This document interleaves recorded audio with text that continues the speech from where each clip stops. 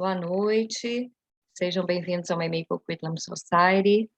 E nessa terça-feira, dia 1º de setembro, nós estamos recebendo o Eduardo Maluf, do Grupo Espírita Eurípides Barçanufo, de Juiz de Fora, Minas Gerais. E Eduardo hoje vai conversar conosco sobre um tema muito bonito, Jesus e Kardec, o Evangelho do Amor. A nossa companheira Nina vai fazer a leitura da página inicial, seguida da prece. Obrigada.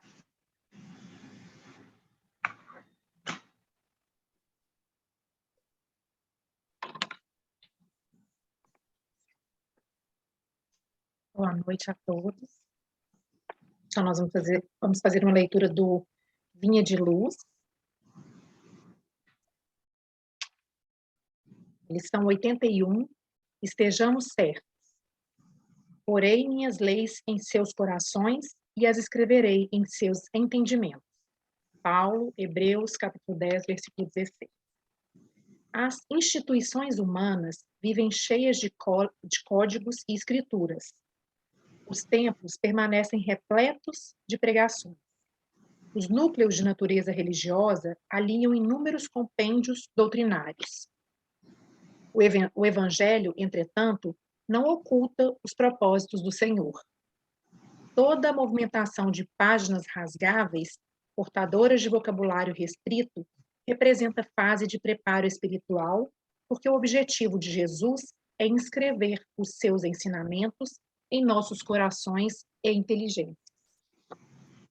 Podemos aderir de modo intelectual aos mais variados programas religiosos, navegarmos a pleno mar da filosofia e da cultura, meramente verbalistas, com certo proveito à nossa posição individual, diante do próximo, mas diante do Senhor, o problema fundamental de nosso espírito é a transformação para o bem, com a elevação de todos os nossos sentimentos e pensamentos. O Mestre escreverá nas páginas vivas de nossa alma seus estatutos divinos. Tenhamos disso a certeza, e não estejamos menos convencidos de que, às vezes, por acréscimo de misericórdia, nos conferirá os precisos recursos para que lavemos nosso livro íntimo com a água das lágrimas, eliminando os resíduos desse trabalho com o fogo purificador do sofrimento. Então, agora vamos fechar os nossos olhos e, com o coração transbordando alegria e gratidão, vamos agradecer por essa oportunidade tão maravilhosa de nos reunirmos nesta noite de hoje para estudarmos, para aprendermos um pouco mais. Que a espiritualidade amiga possa envolver com muito carinho nosso querido palestrante e que possamos ter olhos de ver, ouvidos de ouvir e o coração aberto para sairmos daqui hoje melhores do que entramos, mais confiantes em Deus e nesse ensinamento maravilhoso, esses ensinamentos maravilhosos que nos são trazidos a todo momento.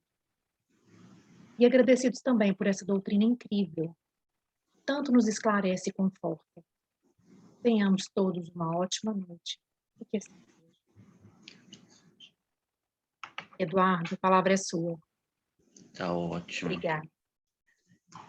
Queridos amigos da Sociedade Meimei, com muita alegria em nosso coração, nós recebemos o convite da Aline para estar com vocês essa noite e conversar um pouco sobre o tema Jesus e Kardec, o Evangelho de Amor. Trazemos o abraço fraterno do Grupo Eurípides Barçanufo, de Juiz de Fora, Minas Gerais, a essa casa a qual a gente foi acolhido com tanto carinho. E a gente sente, mesmo utilizando a tecnologia nesse modelo virtual, a gente sente a vibração que nos é emitida através da prece, através das palavras amigas, e a gente só tem a agradecer a Deus essa bendita oportunidade. E conversar um pouco sobre Jesus e sobre Kardec. O que eles nos falam a respeito do amor? Nós vamos utilizar Amélia Rodrigues, que tem sido uma grande historiadora e escritora do mundo espiritual, através das mãos de Divaldo Pereira Franco, trazendo informações do cotidiano de Jesus, de histórias de Jesus que nos tocam profundamente. E aí nós fizemos um compilado de um episódio, de alguns episódios muito importantes da estada de Jesus, em especial o início do seu messianato, porque aqueles eram dias muito especiais. Fazia mais de 400 anos que a voz profética do céu não se manifestava, e ele apareceu. Apareceu de uma forma muito especial, de uma forma diferente, vestido com pele de animais, com uma corda atada aos rins, e os cabelos à nazarena, de cor dourada, os olhos azuis, a barba atingindo o seu tórax, e anunciando o reino de Deus.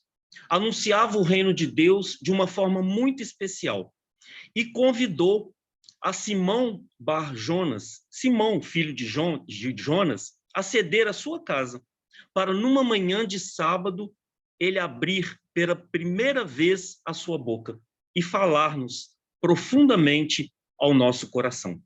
A notícia se espalhou, porque ele havia escolhido Israel. Israel, que era lugar de pessoas humildes, pescadores, trabalhadores da marcenaria, comerciantes, pessoas que muitas das vezes não saíam daquela região, e ele havia escolhido ali, aquela região que era caracterizada por essas dificuldades, tanto materiais quanto também emocionais, e que esperavam ansiosamente a vinda desse Messias. A notícia, obviamente, se espalhou. E, ao sábado de manhã, quando ele adentra a casa de Simão Bar Jonas, a casa está repleta. Havia lá doentes do corpo físico, doentes emocionais, doentes desequilibrados espiritualmente, enfim, todo aquele populacho que lá se encontrava necessitava de algo. Existia carência naquelas pessoas que lá estavam. E ele, então, abre a sua boca para todos nós, pela primeira vez. E as palavras que Jesus vem trazer são as seguintes: eu vos trago a minha paz. Não trago a paz como o mundo oferece, mas eu trago a paz que só eu posso oferecer, que é a paz da consciência tranquila, é a paz dos deveres cumpridos, é a paz que vem de dentro e que traz a emoção. As pessoas ficavam inebriadas com aquela palavra, com aquele tom de voz que atingia não só aqueles que ali estavam na sala, como também aqueles que estavam do lado de fora.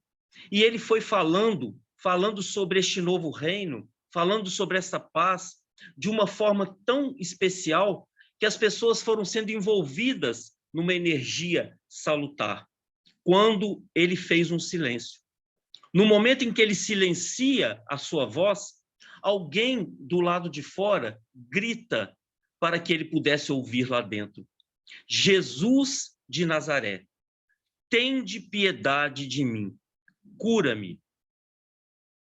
Aquela voz era a voz da dor, do sofrimento, daquele que carrega no seu bojo o sofrimento durante muitos anos.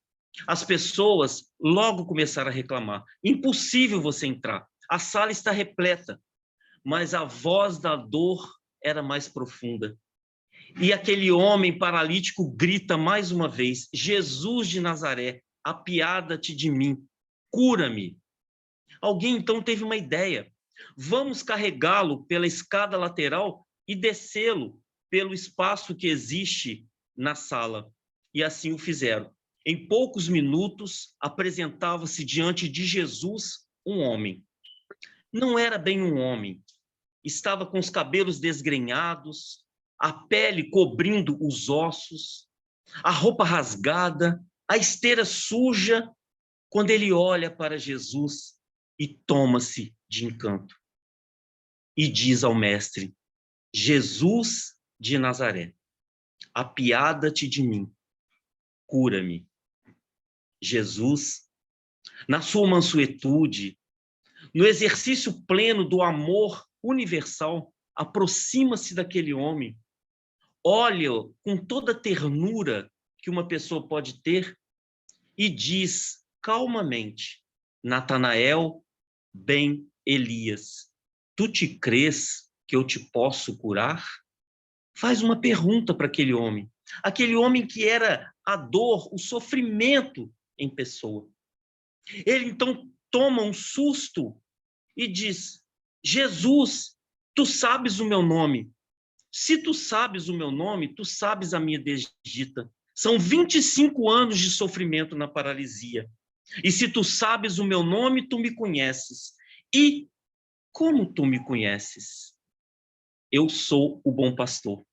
E conheço as minhas ovelhas uma a uma. E Natanael, ben Elias, se tu crês que eu te posso curar, levanta-te e anda. Aquele homem parece que foi tomado por uma energia especial, cravou os cotovelos no chão, deu um impulso, tornou-se de pé, titubeou e caiu novamente. A população que lá estava parece muito com a nossa população de hoje. Precisavam ver para crer. Sendo que hoje vivemos um momento muito especial, onde é necessário crer antes de ver. A população dá um suspiro de dúvida. E Jesus, então, aproxima-se mais uma vez de Natanael, que agora estava diferente. Parecia que os seus órgãos estavam mais rígidos, seus músculos estavam mais rígidos, o seu olhar estava mais firme. E ele, então, aproxima-se de Natanael e diz pausadamente, mais uma vez: Natanael, ben Elias, se tu crês que eu te posso curar, levanta-te e anda, em nome do meu Pai que estás no céu. Mais uma vez, aquele homem cravou os cotovelos no chão, deu um impulso, tornou-se de pé, titubeou e ficou de pé. Deu um grito de felicidade. Pegou a sua esteira imunda, o restinho que dela tinha, aproximou-se de Jesus e disse: que queres que eu faça? Jesus então diz a ele: que te vás e que te apresente aos doutores da lei, para que eles possam ver a que veio o Filho do Homem. Apenas um parêntese que a Amélia Rodrigues nos explica, e os historiadores também: Jesus tinha essa atitude porque todos aqueles leprosos, paralíticos, cegos, obsediados, todos que sofriam qualquer condição material, o nome deles eram retirados do livro da vida. É como se eles estivessem perdendo a carteira de identidade. E Jesus, então, pede que eles se apresentem aos doutores da lei curados, para que eles restituam a sua condição de cidadão. Natanael ben Elias pega a sua esteira, sai cantarolando de felicidade e de alegria. Jesus continua pregando, continua falando sobre as bem-aventuranças do céu. Quando mais uma vez ele faz o silêncio e a voz da dor grita aos seus ouvidos: Jesus de Nazaré, cura a minha filha que é cega. E, como um passe de mágica, mas era nada mais do que o fluido curativo de Jesus, passa o dedo pelos olhos de uma menina jovem e ela dá um grito, porque os raios solares atingem os seus nervos ópticos e ela passa a enxergar. Ela sai feliz cantarolando e ele continua falando. E mais uma vez aproxima-se dele: Senhor, cura a minha lepra. E como novamente num passe de mágica, mas era a energia que transbordava do amor do Cristo, foi quase que curando em tempo real aquelas feridas cicatrizando. E a multidão ia trocando. Aqueles que iam sendo curados saíam, espalhava-se a notícia e a casa de Simão cada vez mais trocava e chegava com novas multidões. A noite foi se aproximando. Simão estava radiante. Aquele homem que ali estava era seu amigo, estava na sua casa, na sua sala, e fazia aqueles feitos, produzindo naquelas pessoas a cura. Que alegria, que felicidade. E ele então olha para Jesus. Quando ele olha para Jesus, ele percebe que o mestre está com ar de cansado. E ele então dá um grito: basta, por hoje chega. Não veem que ele está cansado? E pega Jesus pelos braços, como quem pega a pessoa mais frágil, leva-o até a beira do lago de Genezaré. Coloca-o sentado à sombra de uma árvore. O sol está quase se pondo e ele olha para Jesus. Percebe que lágrimas saem dos olhos de Jesus.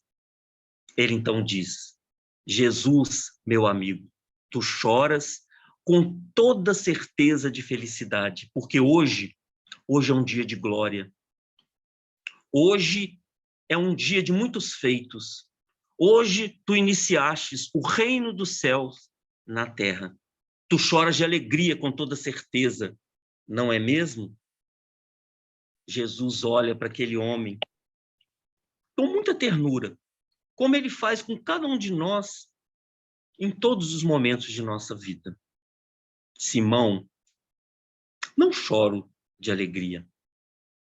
Mas, mestre, eu conheço Natanael ben Elias.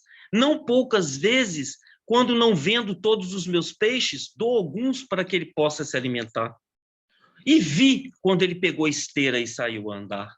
Conheço aquela menina, não poucas vezes a ajudei a transitar pelas ruas, porque não enxergava. E vi quando ela saiu enxergando. Conheço aquele homem que tornou-se um leproso. E vi quando saiu quase que curado. Isso não é motivo de alegria? Simão, responde Jesus para aquele homem, tu crê mesmo que eu tenha vindo colocar remendo novo em tecido velho e gasto, para que o rombo seja muito maior? Não, Simão. Eu vim para que tenhais vida, e vida e abundância. Por agora, basta que isso aconteça, para que os incrédulos possam crer. Mas dia virá em que trarei o Consolador, que irá dizer coisas novas que ainda não compreendeis, e irá restituir as coisas que falarei e que serão deturpadas. Mas por ora, Simão, por ora isso basta, porque eu vejo nesse exato momento Natanael ben Elias está numa tasca, bebendo com os amigos. Rasga a camisa e bate no peito. Vou beber o tempo perdido, porque ele, o Messias, me curou. Sabe aquela jovem cega? Agora encontra-se arquitetando um plano de vingança para aqueles que a maltrataram no momento da sua cegueira. Sabe aquele homem leproso?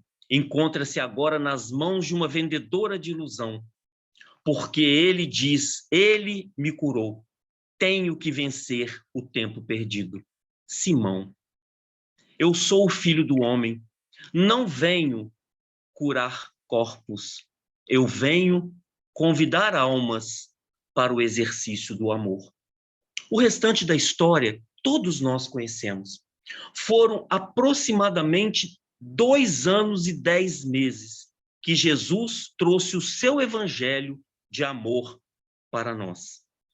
E na medida e na proporção em que ele ia trazendo esse evangelho, nesse curto prazo de tempo, ele vinha exemplificando para cada um de nós a importância do amar, a importância do fruto que o amor produz dentro de cada um de nós. E como prometido por ele, quando ele vem trazer para nós este amor que nos motiva a mudança de comportamento, nos leva a sentimentos mais profundos, nos traz oportunidades de reparo, ele nos manda, exatamente no século XIX, a doutrina espírita. Nos manda o nosso querido codificador, o senhor Allan Kardec, para pegar, através de um exercício mediúnico a qual ele foi convidado a experimentar e ver, trazer o Evangelho de Jesus para os nossos dias, mostrando o quanto que a força desse amor de Jesus, que rompeu a história no antes e depois dele, é tão importante para nós, em especial nesses dias que atravessamos. Esses dias de tanto sofrimento, de tanta dor, esses dias onde parece que a falta de esperança, parece que a falta de amor se esvai pelas nossas mãos, mas, na verdade, nunca se teve tanto amor como se tem agora. E quando a gente vem buscar esse sentido do amor do Evangelho de Jesus, e que Kardec vem, em especial através do Evangelho segundo o Espiritismo, quando ele vem esclarecer as passagens de Jesus nessa nossa visão, na doutrina que nós abraçamos, que é essa doutrina que a própria Nina colocou, né, como uma doutrina incrível, uma doutrina libertadora, cabe-nos a pergunta: temos amado como Jesus nos ensinou e como propõe Kardec para que a gente ame? É uma pergunta que só cabe a nós respondermos. Só cabe ao nosso coração dizer se nós estamos amando verdadeiramente. E aí nós fomos buscar em Kardec algumas possibilidades de resposta, porque Kardec se preocupou em nos deixar esse legado, para que tudo ficasse muito esclarecido e para que a gente pudesse realmente entender o verdadeiro sentido do amor de Jesus, que amou o paralítico, amou a prostituta, amou aquele que vendia e que cobrava impostos, amou a todos, amou o equivocado, amou o que lhe traiu. Era esse amor universal e pleno. Nos amou em especial no momento da sua crucificação, quando ele nos diz: Pai, perdoa, eles não sabem o que fazem. Nós não sabíamos o que fazíamos, mas hoje nós temos a doutrina espírita, que nos explica o que devemos fazer e como devemos fazer. E Kardec vai na pergunta 918 questionar aos espíritos: qual o indício que eu reconheço que um homem está realmente progredindo, está no caminho do progresso, no progresso real mesmo, e que irá trazê-lo numa condição melhor na hierarquia espiritual? Na pergunta 918, Kardec se preocupa com isso, para nos dar argumento, para nos dar condições de entendermos esse sentido do amor do Cristo, esse sentido verdadeiro do amor. E aí os espíritos amigos vão responder a Kardec, que divide conosco esse conhecimento. O espírito prova a sua elevação quando todos os atos da sua vida corporal representam a prática da lei de Deus. Qual é a lei de Deus? É a lei do amor. João classificou Deus como sendo amor. E as leis de Deus são imensamente amorosas, porque elas são justas, ele tem misericórdia por nós, e ele guarda em seu coração cada um dos seus filhos, dando as mesmas condições para todos nós. Então é este amor universal que nos toca profundamente e que tem que fazer parte da nossa vida, do nosso dia a dia. É este amor que tem que nos motivar a vencermos os nossos obstáculos diariamente, que não estão externos, estão dentro de nós mesmos. São os monstros que nós carregamos, são as más tendências e as más inclinações, que quando nós estamos bem, tudo flui com muita facilidade, mas quando nos acontece algum episódio que vem com o intuito de nos fazer crescer, nós blasfemamos contra Deus, nós passamos a não acreditar mais no amor, nós passamos a não exercer mais o nosso poder de compreensão, e aí precisamos, então, parar, refletir e agir. Eu tenho amado como Cristo nos ensinou. Eu tenho praticado as leis de Deus. Quantas vezes eu tenho falado eu te amo? Vamos fazer só um exercício rápido. Eu sei que o tempo urge, mas vamos fazer um exercício rápido. Eu convido os irmãos queridos a fazer uma reflexão íntima. Quantas vezes durante o dia eu falo eu te amo para alguém? Quantas vezes? Mas a gente fala um monte de coisas que às vezes não tem sentido. Ah, mas você está me propondo falar eu te amo para o meu marido, para minha esposa, para o meu filho? Eles sabem que eu amo. mas o amor é necessário falar. O amor é necessário vivenciar. O amor é necessário mostrar-se. E a gente só consegue fazer isso quando a gente verdadeiramente sente o amor. Quando a gente verdadeiramente percebe que o amor é capaz de mudar o nosso comportamento. Que o amor é capaz de transformar a nossa vida. Me permita muito rapidamente contar um episódio ocorrido por mim. Eu sou professor e trabalho numa universidade. E eu tive uma chefe extremamente cruel, cruel mesmo, fazia maldade comigo e com várias outras pessoas. E aquilo foi me consumindo de uma forma, porque eu não tinha coragem de falar com ela. E aí um dia, ela foi extremamente agressiva comigo, e eu estava cara a cara com ela, peguei no seu braço, com muito carinho, e disse assim: professora, você sabe que eu te amo? Meus irmãos, era pura mentira, eu não amava nada, tá? Eu não a amava. Mas eu precisava quebrar aquela corrente. Ela levou um susto, ela levou um choque com aquela frase minha. E ela então olhou para mim e disse assim: você me ama? E começou a chorar. Chorou copiosamente. E aí, quando ela se acalmou, ela então desabafou. Esse meu temperamento me afasta das pessoas. E quanto mais eu gosto da pessoa, mais eu agrido a pessoa. E mais ela se afasta de mim. Quando você falou comigo que me amava, me tocou profundamente o coração. É este amor que a gente está falando. É este amor que tem que romper essas barreiras. Porque, afinal, somos todos irmãos. Vocês estão aí, do outro lado, praticamente, a 14 horas de onde eu estou.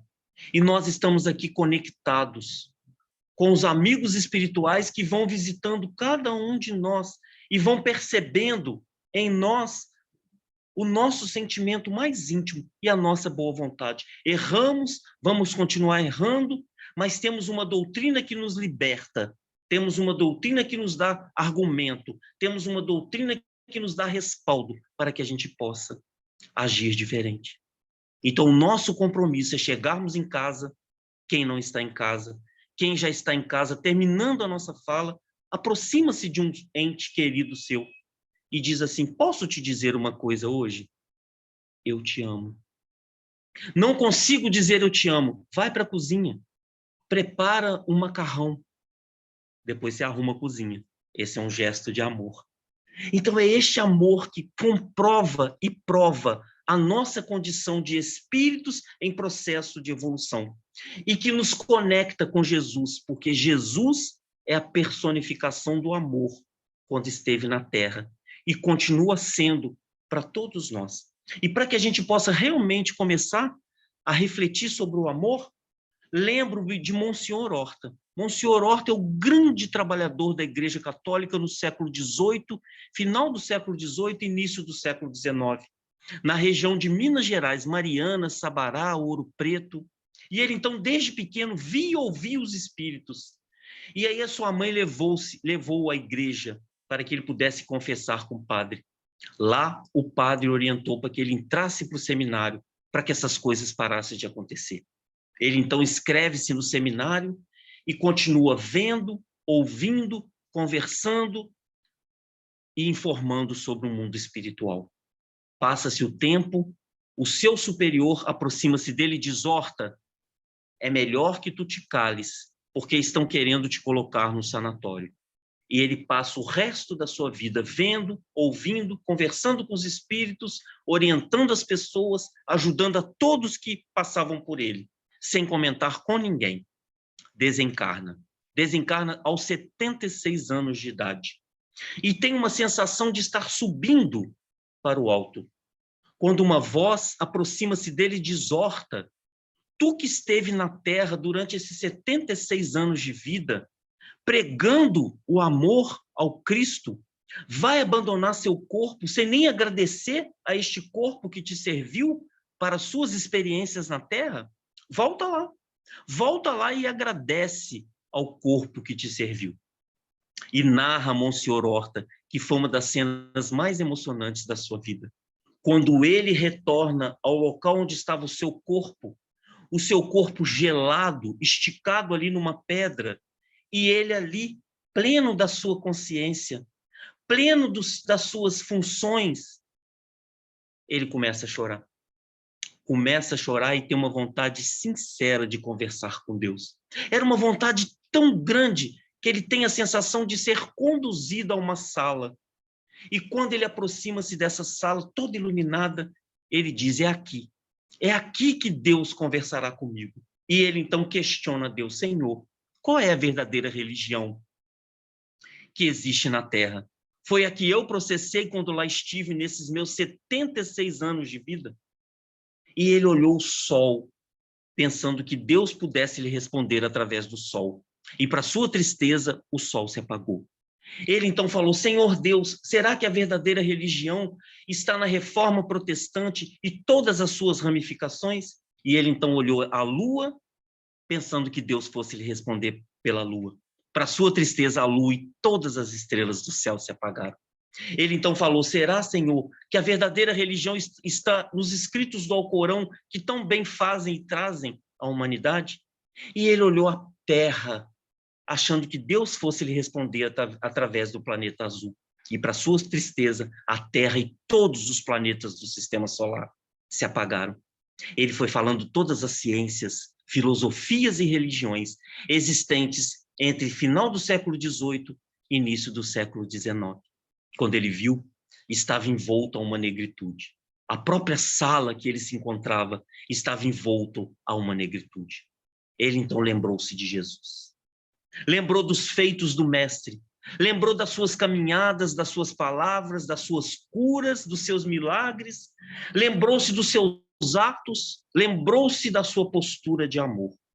Levantou com muita força e coragem, gritou para Deus, Senhor Deus, o Senhor que é dono da vida e dono da morte, por piedade me responda, qual é a verdadeira religião na terra? Foi a que seu filho professou quando lá esteve junto a nós, através do exercício da caridade, através do exercício da cura, através da prática do amor. E quando ele falou a palavra amor, o sol voltou a brilhar, a lua, as estrelas, os planetas, a sala se iluminou e a voz, que havia pedido para ele agradecer, volta até ele e diz, Horta, o amor é a verdadeira filosofia, a verdadeira ciência, a verdadeira religião. Ama e terás paz. Ama e ser-te-á dada a vida por toda a eternidade. O convite do amor é feito para todos nós, todos os dias. Que possamos, queridos irmãos, amar verdadeiramente como Cristo e amar sinceramente como Kardec, que nos entregou a doutrina espírita. Convidamos todos a nossa prece de encerramento. Amado Mestre Jesus, com os corações em gratidão, elevamos o nosso pensamento a Ti em busca de agradecer. Agradecer as bênçãos da oportunidade bendita de conhecê-lo, de tê-lo como exemplo, modelo e guia de nossas vidas.